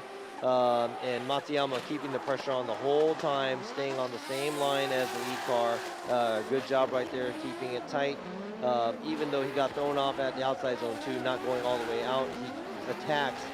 And that was that's very impressive to see the car, you know, dart in like that to the lead car. So good job by the chase car.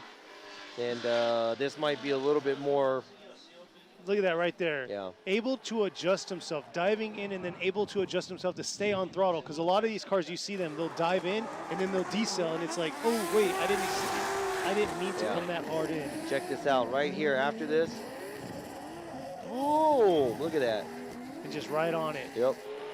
Yeah, he's slightly shallower on angle when he did that, but I mean, that attack is very impressive. Yeah, I think the attack overcomes that little bit shallow line. There you go, Taniguchi right here, going for Matsuyama. So Hokuto Matsuyama gets the win and will be moving on to the top 16. All right, so second to last battle of the top 16. The first driver in that top 16 is going to be Matsuyama. So let's see who's going to be battling Matsuyama. Is it going to be Junya Ishikawa or is it going to be Koichi Yamashita? So y'all know Koichi Yamashita, the champ, two-time champ, trying to solidify. I think he's currently sitting in 5th in points.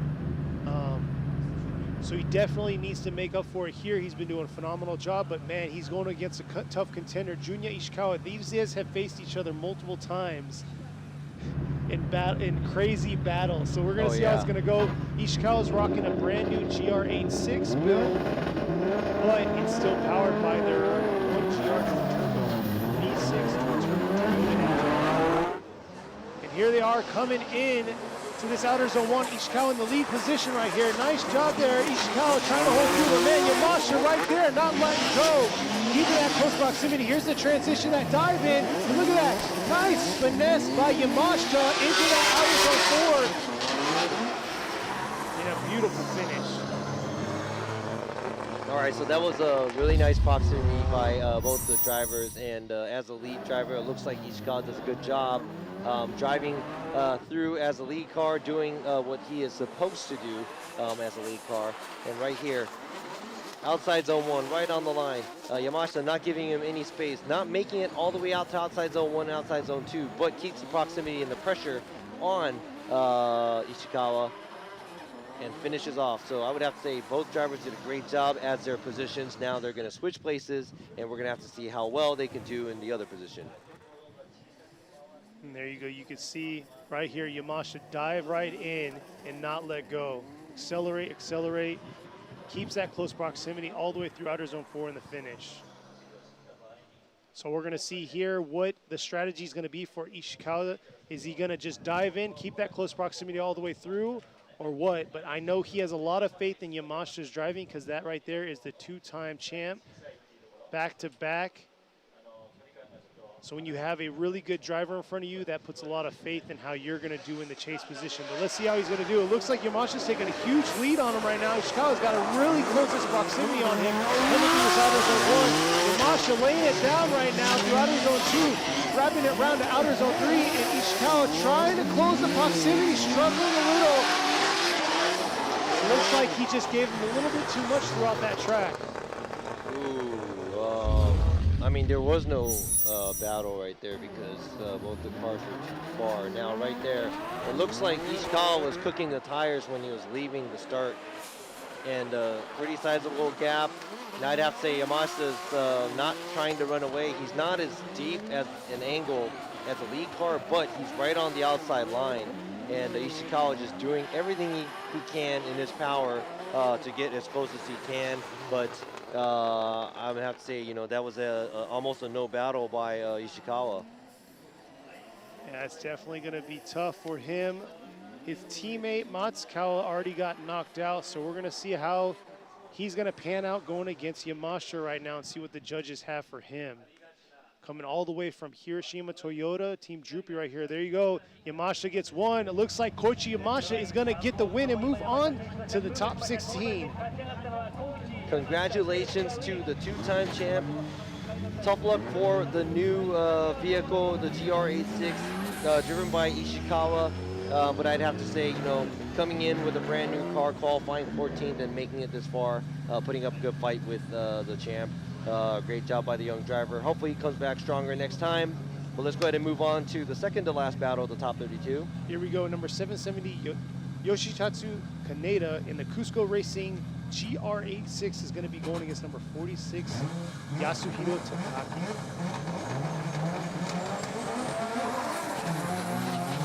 All right, so Kaneda's in the lead. Kaneda moving up from FDJ2. Look at that. Oh, carrying a real deep. Oh, into contact. Yeah. Oh, that was really bad contact right there. Kaneda hitting that barrier afterwards due to Takaki following his line into that outer part of outer zone 1. Man, that was such a hard hit. He got sandwiched between the barrier and Takaki. Let's see this replay right here. Kaneda coming in really hot. You could tell right there how fast he's coming in. Trying to get right back on it, just losing it, and boom. And that right rear just taking all of that impact into that barrier, and Takaki kind of sandwiching him. Ooh. Yeah, but I mean, Takaki, I mean, you can't blame that guy because he had nowhere to go. Yeah. I mean, it was Kaneda's mistake. Obviously, right there, Kaneda didn't throw as much angle as he was supposed to, so basically he took the turn wider and ended up going into the wall. Takaki trying to get as close as possible. had nowhere to go. And yeah, that's it. If you removed Kaneda out of that spot, Takaki's line was actually perfect. It would have rode back around, but man, very unfortunate for Kaneda right there. Yeah, I mean, unfortunate for both drivers, but right here, I'm not sure how they are going to allocate what they're going to do as repairs and stuff like that. But I think Takaki is, this is going to be Kaneda being at fault as a lead car. Yeah. And I think Takaki is going to be, he's going to get 10 minutes to fix his car or check his car. But for Kaneda, since he's the one who caused the, I would have to say the accident on the track, he's going to have to use his 5 minutes to see see the car, check out the car, and try to do whatever repairs he has to do, and make sure that the car is safe enough. Make sure that the car is safe enough to get back on track. And yeah, you saw earlier the side damage right there on the passenger side door right there. That was a contact that Takaki made with him right there. You could see right in front of the spectators it happened. Definitely a in-your-face view for these spectators.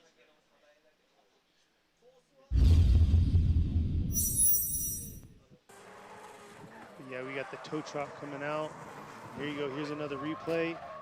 You can see how Takaki kind of like locked up because he was like, he already saw that Kaneda was going to make contact. Oh, looks like they're able to drive the car off. So that's definitely a good sign. Yeah, there's the damage on Takaki. There's the damage by the wall. Right there, they got the tandem kit on it, the Rocket Bunny. Tandem kit, very aggressive kit on that car. Beautiful. I mean, that thing puts a nice signature to that, the body lines on that car. So beautiful. Let's see how the Cusco Racing team is going to do, getting this car squared away for the second part of this battle. Right now, the Cusco Racing team has 2 GR86s. You guys saw earlier the battle between Kusaba and Minoa. Minoa is driving the GR Yaris this time around. Last time he was in the JZA 90, the Supra, but he went ahead and flipped roles, I think about 2 weeks ago, jumped into this Yaris, and he was going to make it happen. All cars by Cusco, powered by 2Js. And we'll see here. You can see right now at their pits, looking at the car. Once they start working on it, that's when the time starts. So they're assessing everything before they get started. But yeah, we're going to have some time here. This is our second to last battle of the top 32. Right now you're looking at Yoshitatsu Kaneda and his team with the Cusco Racing team. Right there on top you can see Kusaba trying to give some pointers also, teammate of Kaneda. And right there at the bottom you have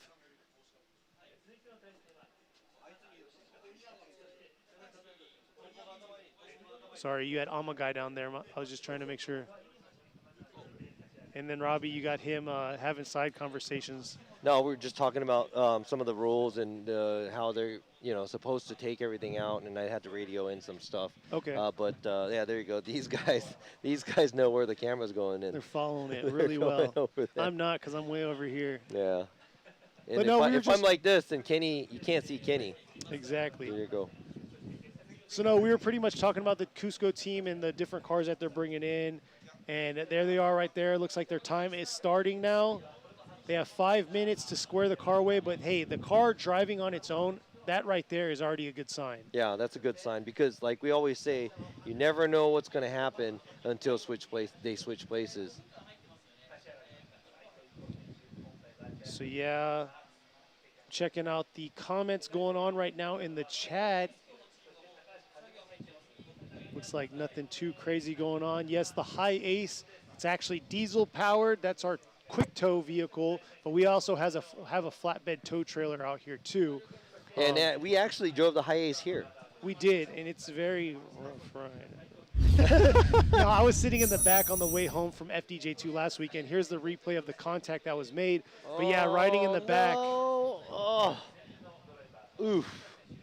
And man, those sponge barriers wrapped with the Valenti banner, that's a lifesaver. And I think that thing saved so many cars here just this weekend. Robbie, somebody loves you on the chat. Look at that damage right there, trying to bang everything back out. Look at that sledgehammer, Whoa. just beating that car.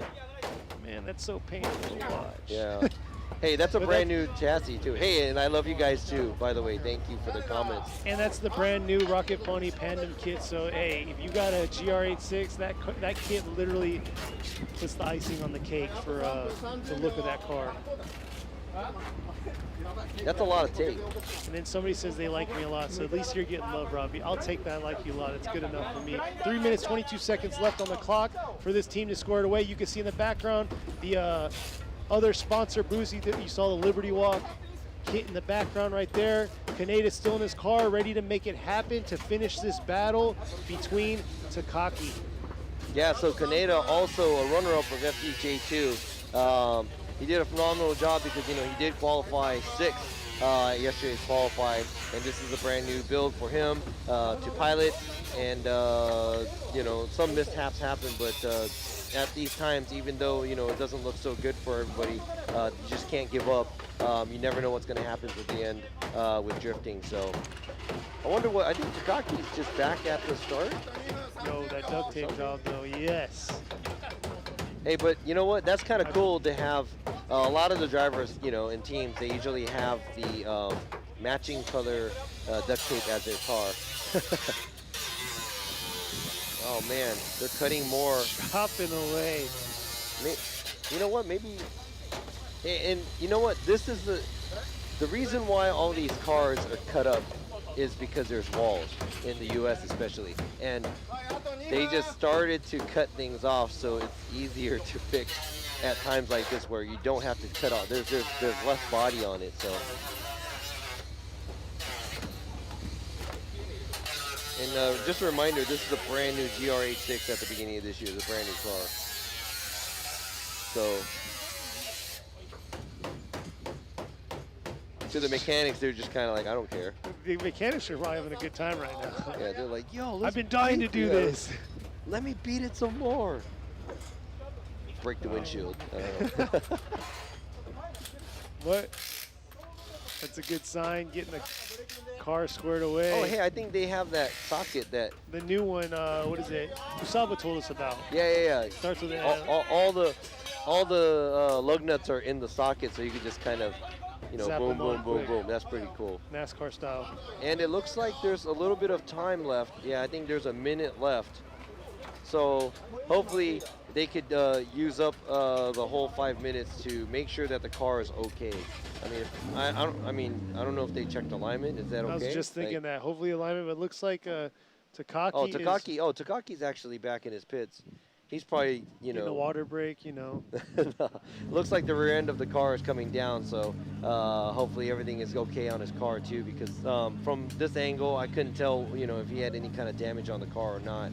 But right there, the rubbing, I think that was coming from maybe the backside, you know, actually getting pushed in a little bit, and whatever that's on the chassis bumper or whatever is sticking out, hitting the tire. But I don't know. Oh, there you go. He's okay. Oh yeah, see, the bumper is actually still touching the tire. You can hear it. Oh yeah. Hey, sometimes you just gotta send it. Obviously keeping safety in mind, so there you go. Cusco team, all smiles, like, yes, we got the car back out there, and we've said it multiple times.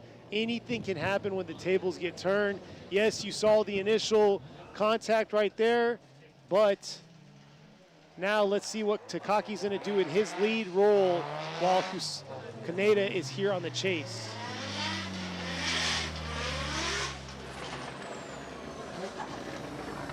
So going back to the battle, this is the second to last battle of the top 32. Kaneda was leaving, Takaki was giving chase. And just to fill you in, if you just joined us, Kaneda had a mishap to outside zone one, went a little bit too wide, got into the huge sponges, the tire barrier, it's not tire barrier, but the barrier sponge, and Takaki was giving chase, and you know, they kind of sandwiched the car. 次の車ですね。はい。今の2台ではないです。So they're going to go, you know, it's been a little bit since they made the run, so they can go ahead and get into the warm-up area. And they do have a time limit in the warm-up area. It's just exactly the same as the US, FTUS, 30 seconds to warm up your tires. Look at that view. Look at this. We have a few big rigs here in the pits. As you can see, there's a Motis rig. We got the Cusco rig, and we got the TMER rig, and the rest. Very tidy way to use the space that we have. It's a little different from FTUS because, you know, there's more big rigs in FTUS. Exactly. There you go, Team Cusco. That's Kusaba right there. Kusaba took the win over his teammate Hiroya Minoa early on, the second battle of today's top 32. So it looks like they got good smiles on their faces, able to get the car back out there. And I said it before, I've said it all the time, anything can happen here. Takaki's in the lead this time, and you know he could throw it all away and it could come out to a one more time battle or someone getting the win. Before you saw the, what is it called, the pit setup or whatever, that was actually the setup for the FDJ2 track that we had last weekend. And like I said before, if you missed that, go check it out in the archives. I wish the camera could turn on Robbie right now because he's being Robbie. And if you know him, he's being a clown. That's right, I am a clown. That's why we're all here, right? This is a big circus with so many different cars and drivers.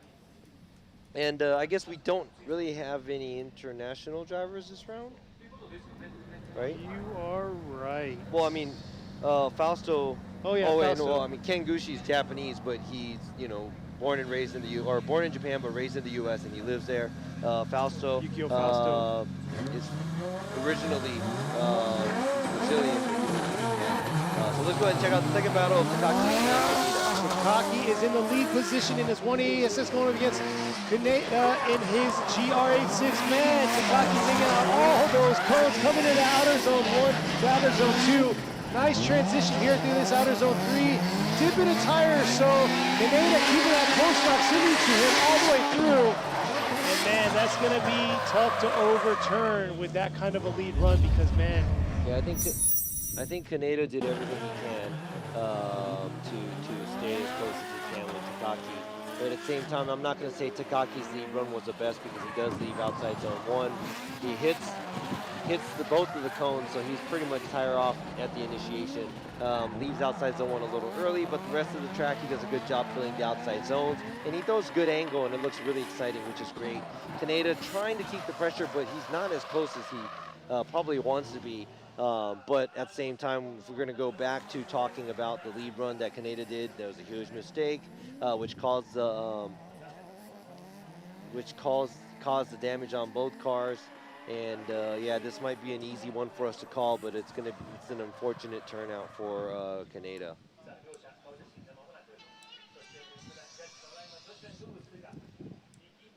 There you go right there.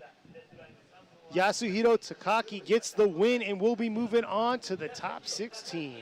Congratulations to Takaki. Exciting driver right here. He's a little underpowered and all, but he does throw the car around like it isn't. He did a great job going against Kaneda, and tough luck for Kaneda. Even though he did really good at qualifying yesterday, today's a different day, and he is knocked out at top 32, so better luck for him for the next round. Yeah, and hands down to the Cusco Racing Team crew. Made it happen, able to get that car squared away for their second part of the battle. But man, talking about battles, this is our last battle of the top 32. And it looks like right now, number 19, Yuichi Amagai, is ready to go at the line, waiting for number 7, Junji Yamamoto. And Yamamoto went into the tire barrier earlier, going from outside zone 2 to 3 during practice, and it looked like he got towed out because he had damage on his front end of his car. But it looks like he's in the burnout box now. He is ready to go, and looks like the car is going to be okay.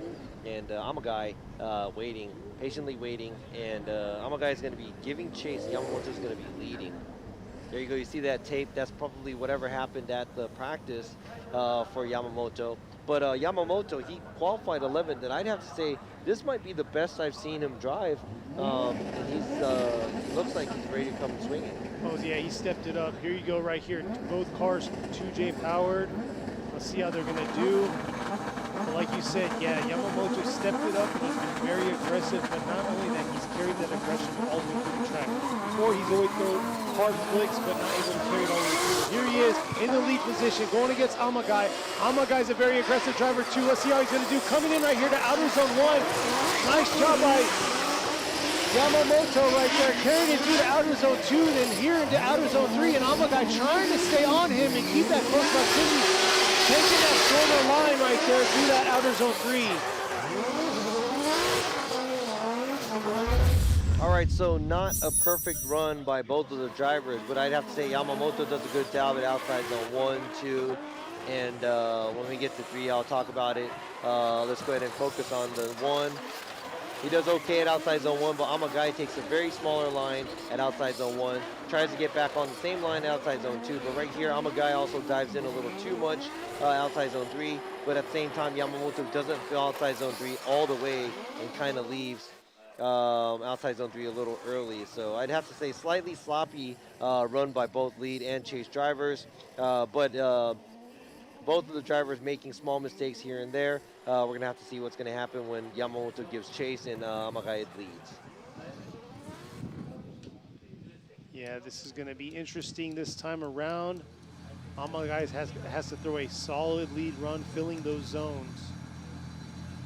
On his chase, he was making it pretty shallow for it. Not what we want to see. That means Yamamoto, hopefully, he is able to fulfill those zones and be in the right spot in that chase position. And here they are coming to the chicane. Amagai in the lead right here. Yamamoto making it happen here, attacking him early on right here through outer zone 1, trying to close out front. Oh! And Amagai just dodging. Oh! Oh, stop. He's got to stop.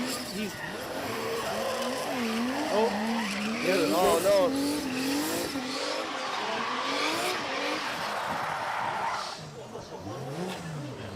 Hey, so an accident happened after the accident. yeah, he hit the wall right there. So Yamamoto, after the spin out, started proceeding through the rest of the track, but when he did, he clipped the inside wall of the bridge. So you're gonna see here, Amagai losing it, just saving himself from the barrier. Woo! He didn't hit anything. Yeah, Yamamoto. And then he was like, all right, peace out, boom. And he hits the inside wall there. And then his suspension's messed up, but he's like, yo, I'm just gonna go. He's like, send it. Destroying it all. Hey, you gotta do it for the crowd. Yamamoto, zero given. Like, seriously. Yo, look at this right here. And then he's like, you know what? I'm going to finish this off. And boom, takes his tire out. Robbie is losing control right now. Just doesn't, he's speechless. Hey, this right here is live. I'm telling you, this can't be any more live than that right there. Hey, you know what? And, you know, this is the, I'm not going to say a perfect way to close off the top 32, but this is the last battle. That was kind of, I mean, I'd have to say right there the battle ended. So everything that happened after that has nothing to do with anything. But, I mean, unfortunate for Yamamoto, you know, he probably couldn't see the corner of that concrete because of the thick smoke. But he just he sent it, so he's the man. I mean, that is the reason why he's moving on for our last position of the top 16. Exactly. Junji Yamamoto. He's going to be going against Takaki, so this is going to be very interesting to see. Tough luck for Amagai. Hopefully he could spring back stronger for the next event. And good luck to him next time. He went from an easy lunch break coming into top 16 to, hey, I want to do some work to my car. Look at that. He's still driving away. How is that happening? He's got Bluetooth front left suspension because that thing's not connected. All right, so let's go ahead and go to Marina. She's out at the pit. She's going to do an interview. But look, check out that camber gang.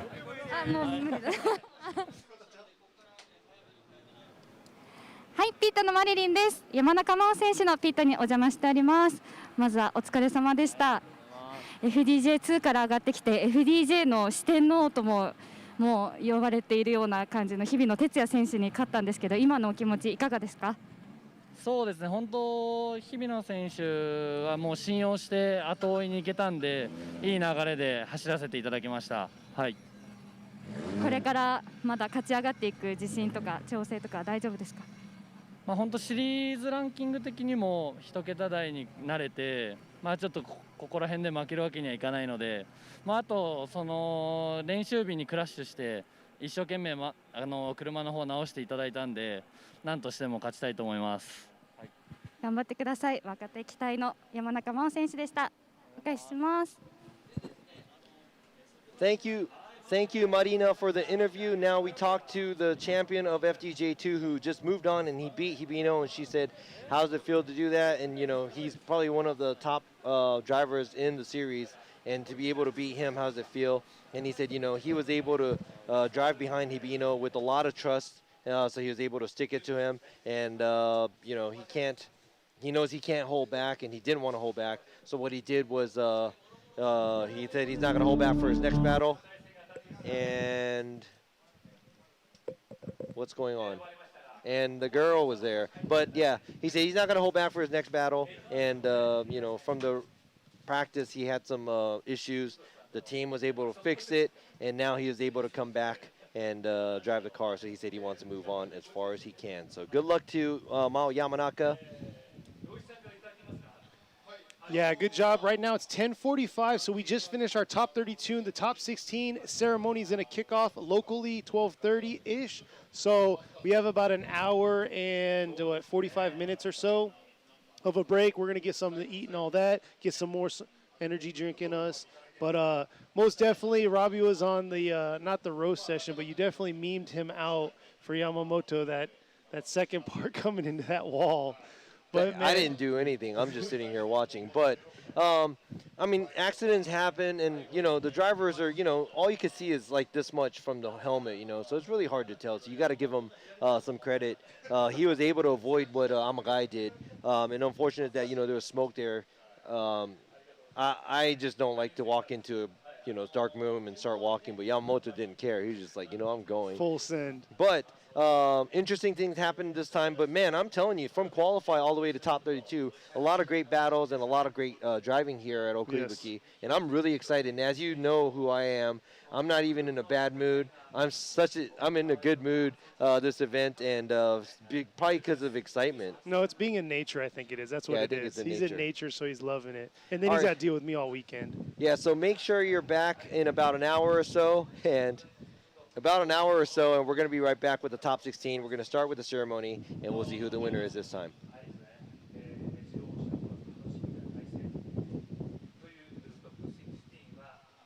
Oh. Robbie's trying to close it out, but he can't. Yeah, so because I don't know when to close it out because we keep playing camera tag. Yeah. Yeah, camera tag, So yeah, you got Tom's side, but he's doing the live stream and he's doing the PA system for the crowd out here. It looks like everybody's heading over to the food booth. That's where I want to be and get a bite to eat. But yes, thank you viewers out there. Thank you for the comments, and hopefully we'll see you back for the top 16. See you guys in a bit.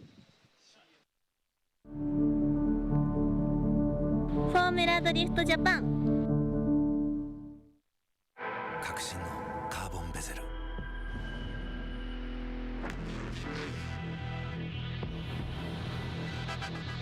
Bluetooth 搭載 G-SHOCK カシオ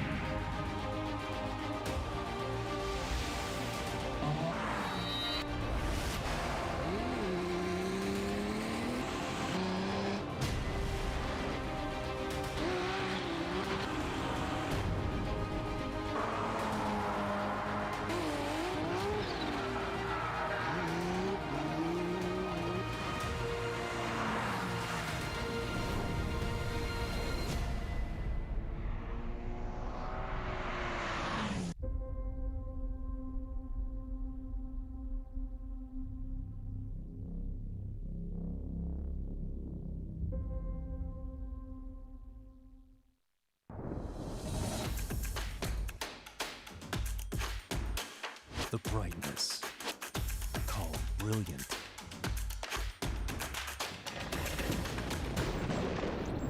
Valenti.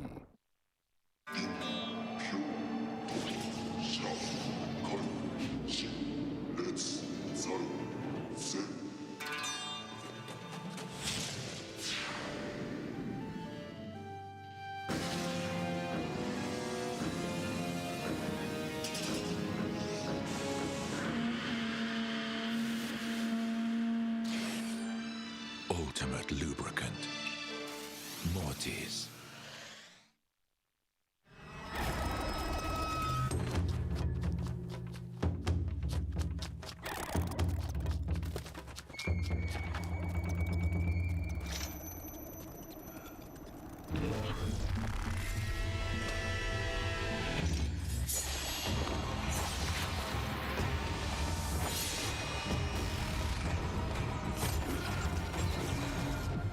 Made in Japan. Breed. 伝統と革新小倉クラッチのテクノロジーを凝縮チャンピオンを取るためのクラッチオグラレーシングクラッチ ORC 究極の静かさと安全性。オンロード、オフロード、世界中で活躍するケンダ。その信頼を支える静音性、安定性と対摩耗性。世界が認めた技術と信頼を街乗りで高品質と納得の価格、タイヤのポテンシャルをあなたに。ケンダ。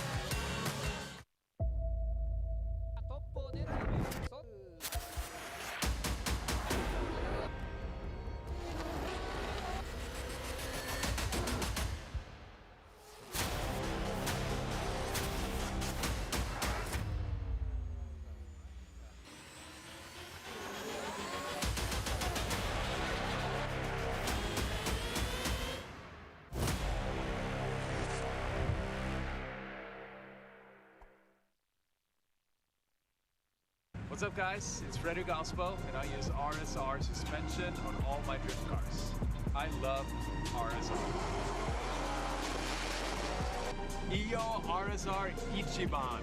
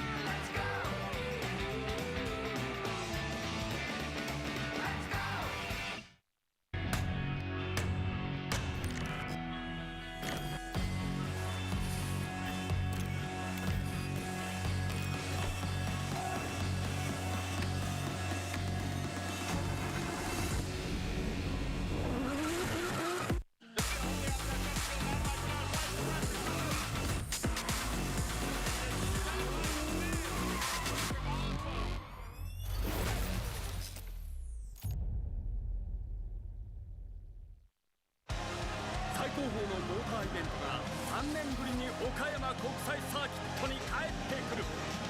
10月8日9日モーターゲームス開催。詳しくはウェブサイトをご覧ください。